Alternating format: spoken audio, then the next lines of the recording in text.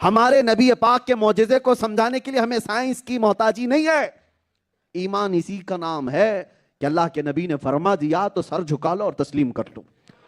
اور نہیں ماننا ہے تو تمہیں زبردستی تھوڑی نہ ہے. لا اکراہ فی الدین، ہمارے دین میں کوئی زور زبردستی نہیں ہے. ماننا ہے تو آؤ، نہیں ماننا ہے تو جاؤ.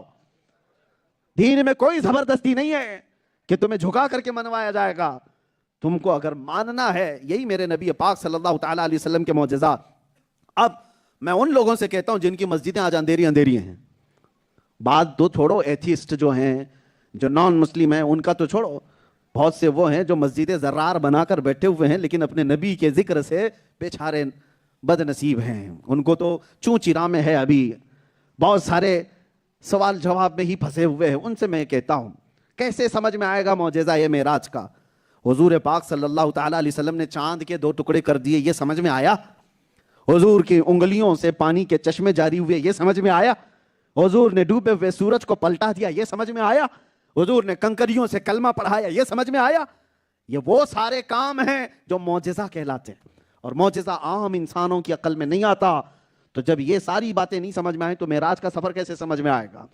اسی لیے یہ پورے معراج کا سفر تمہارے ایمان کا بھی امتحان ہے. تمہارے ایمان کا امتحان ہے. قیامت تک یہ بیان ہوتا رہے گا. ایسا نہیں کہ پہلی بار آپ معراج کا واقعہ سننے کے لیے بیٹھے ہیں. جب سے ہوش سنبھالا ہر سال آپ سنتے آئے ہیں اور سنتے بھی رہیں گے. اور اس واقعے میں کوئی بھی پرانی بات یعنی پرانا پن نہیں آئے گا. جتنی بار سنیں گے ہر بار لذت نہیں آئے گی. کیوں؟ یہ دین اسلام ہے، پرانا نہیں ہوتا. لا الہ الا اللہ کلمہ کبھی پرانا ہوا ہے؟ تو پرانا لیکن لگتا نہیں پرانا.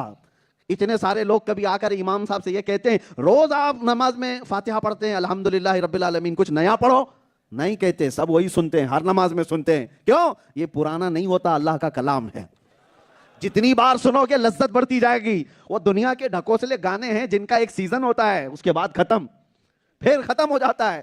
کوئی بھی نئے ڈائلاگز آئیں گے، فلمیں آئیں گی، گانے آئیں گے، چند دن ان کی خوب دھوم دھام لوگ اپنی زبانوں پر جلا رہے ہوں گے، لیکن ایک جنریشن بھی ختم نہیں ہوتی کہ وہ گانے ختم ہو چکے ہوتے ہیں.